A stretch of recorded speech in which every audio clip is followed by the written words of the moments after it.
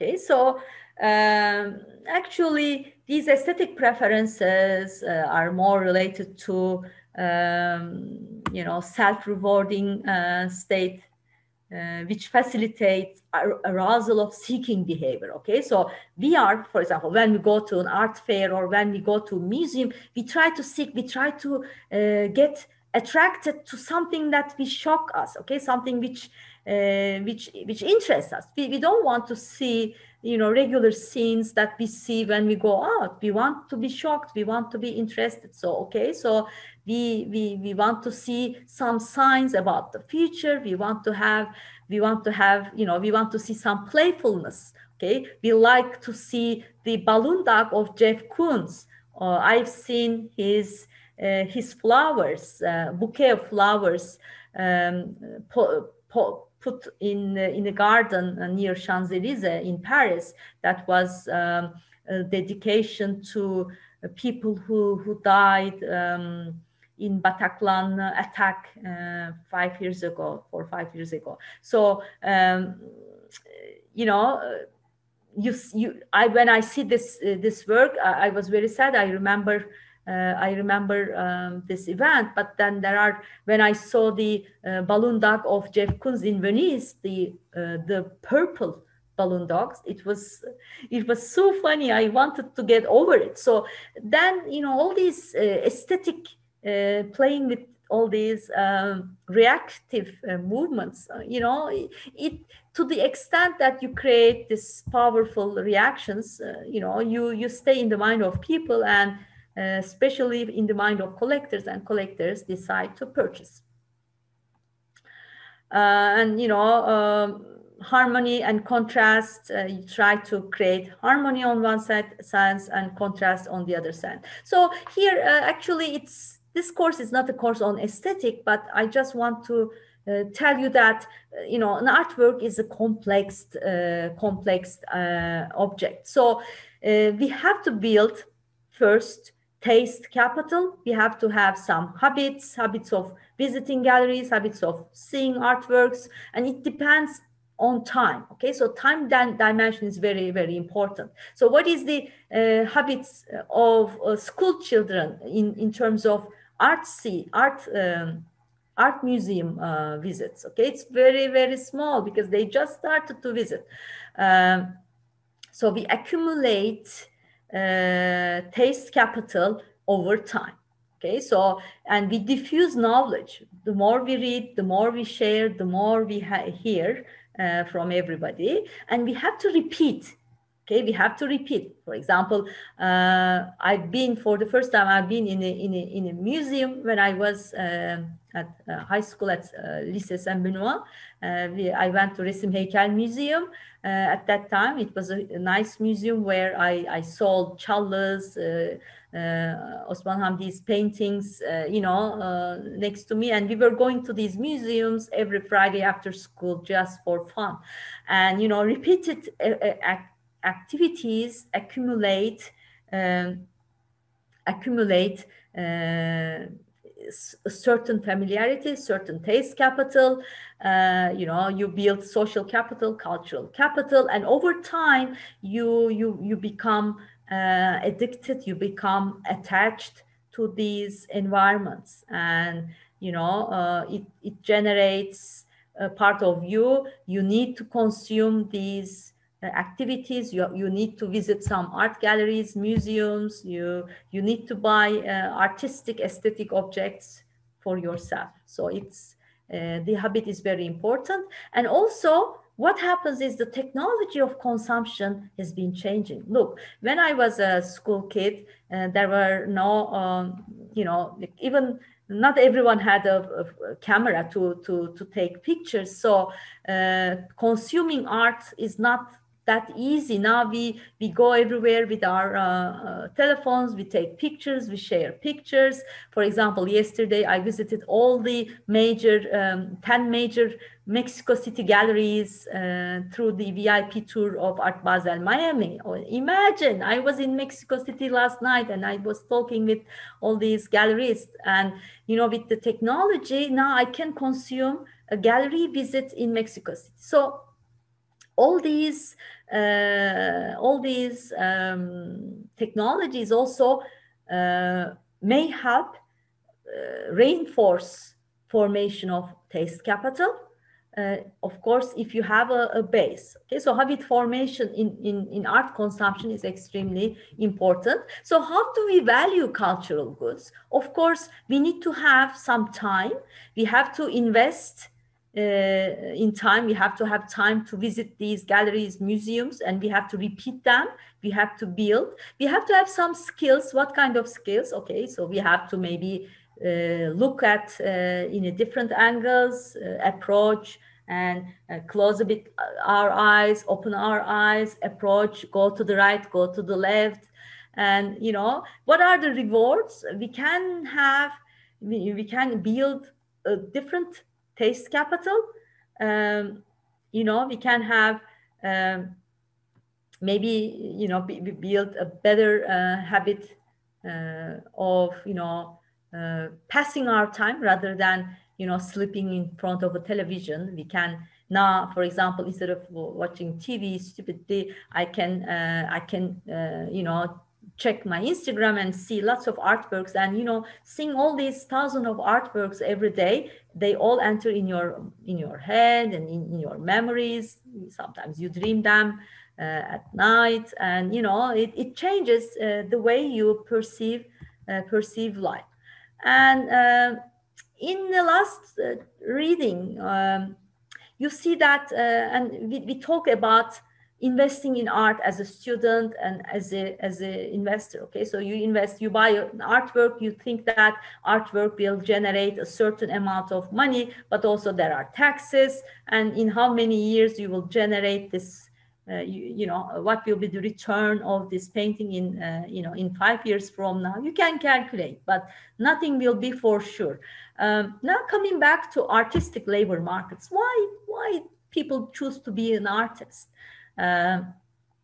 Actually, as we remember from Johan Cretan, it's not a choice. It's not a definite choice. It comes from within, and you know, people cannot do anything else, and they decide to become an artist. Okay, so we see more women artists. Except for musicians. In Turkey, there are lots of women painters. We also observe a rapid growth in number of artists. Why? And why we see that?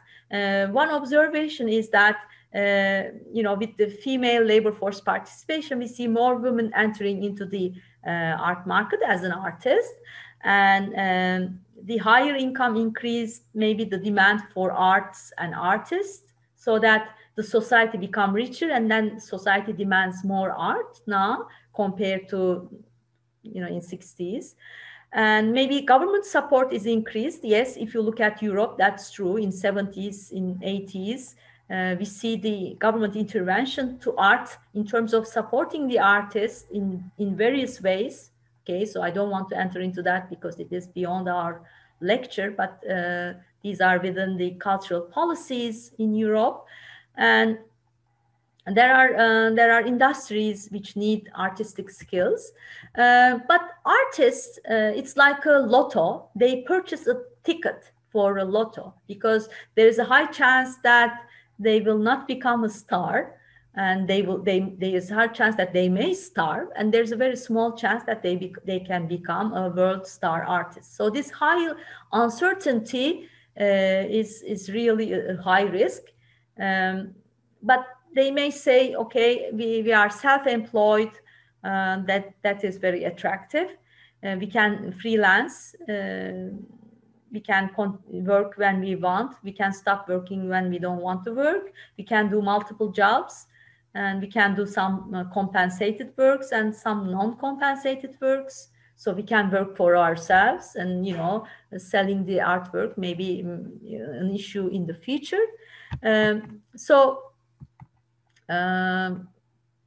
What I will do,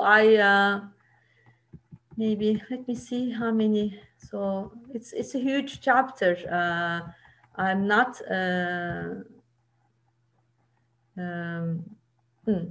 I'm gonna come back. I'm gonna let you exactly in maybe in 10 minutes. I have 10 more minutes. So so let's go back to this to what I told you.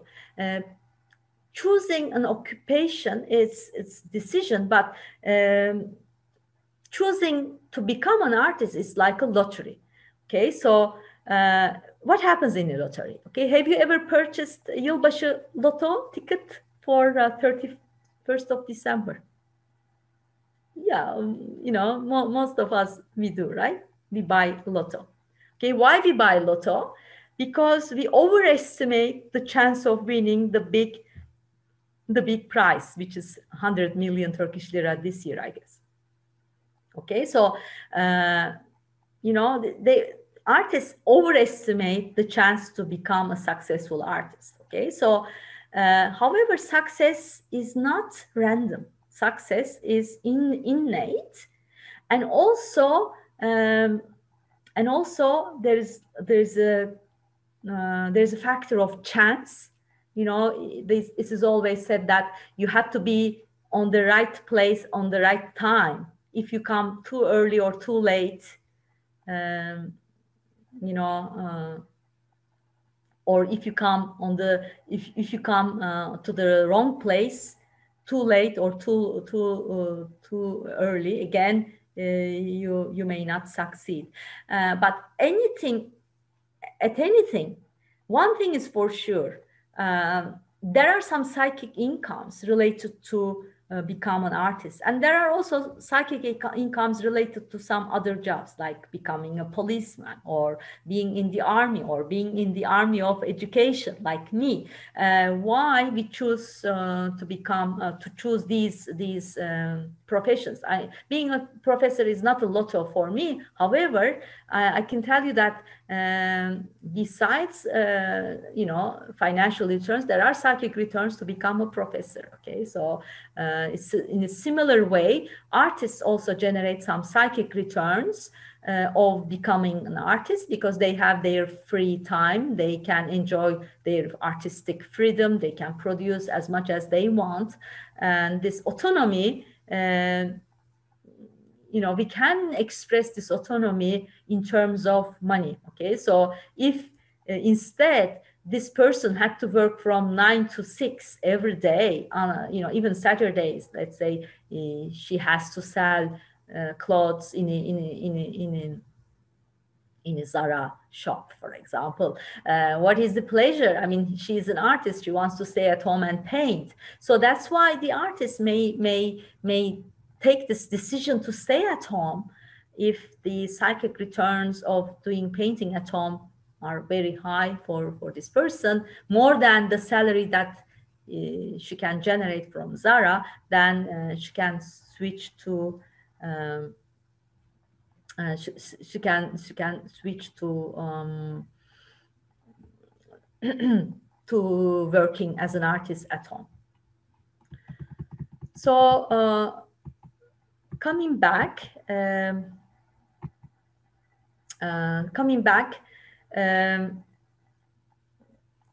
whom we can call artists. Okay, so there are some definitions, and according to some economists, some labor economists, they say that if we can call someone artist, then this person should generate all his income, or 80% of his income, from art, from producing and selling art.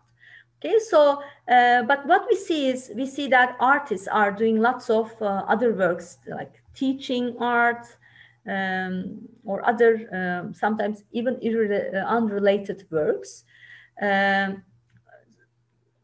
Why this is so? Because there is an increase, rapidly growing number of artists, but we don't see a parallel increase in the activity, in the, you know, in the art market. Okay, so the demand for art does not increase as much as the supply of artists. Okay, so there's a fierce competition between artists, and there's a higher inequalities in this profession. And we see that there is the superstar effect, squeezed revenues, squeezed incomes. That means few superstars generate a lot of income, and lots of artists generate very low income. And the reason is,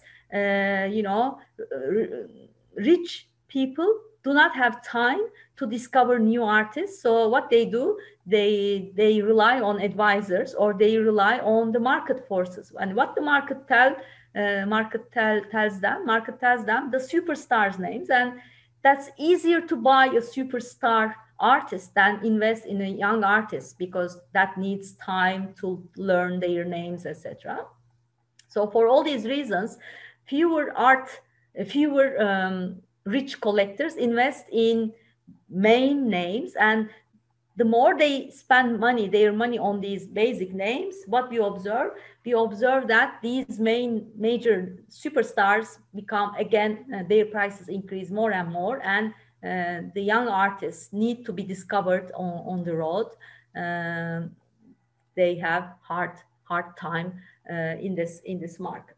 So so there is lots of underemployment and unemployment in this market, in the artist market. But when I say artists, we can generalize this to musicians, to all kind of artists, performing artists, theater, dancers, etc., ballets and ballerinas, etc. So, picking artistic path to generate income is not an easy occupation. Okay, so artists are younger than the general force, and and there are for some artistic categories, you cannot work after certain age, especially for dance. Dancers should stop very young. After It's rare to see dancers at age 40 and more. And they are better educated people. They are mostly self-employed, and mostly they are unemployed. And they work part-time, but they work part-time non-voluntarily, and they have intermittent work. That means they work, they stop, they work, they stop. And they have fewer hours of work. They have multiple job holdings. They have lots of traineeships. They earn less than compared to rest of the society, and they have higher income variability. Sometimes they sell one painting, they are rich for 2 months, and then they don't sell for two other months, and they don't have money. And we know that there is an oversupply of artists, and this oversupply, it's a permanent one. And again, why? Remember, in this market, we have a downward price rigidity. We don't see artworks prices to go down, and if we see, it's a very bad thing. We expect the art prices not to go down, and that creates, when there is an oversupply, that creates a disequilibrium in the art market. So the artistic occupation, as I said, should be defined as earnings only from artistic occupation. But again, it is not for artist careers are not, linear. There's a high rate of change in the content of the activities, and there are lots of dropouts. There are lots of artists after 3-4 years in the market, they drop out, they change path, and they do other things, or they use their abilities in different sectors. And some artists suffer from taste changes as well. Okay, again, these details, but there are talent agencies, and it's a brokerage system. Okay, there are galleries try to promote young artists, and we know that there is a vertical disintegration in the production and in the distribution of these performances, in the sense that there are many small organizations, and we don't see an umbrella covering all the artists in a period, in a general in a general way in terms of earning coverage.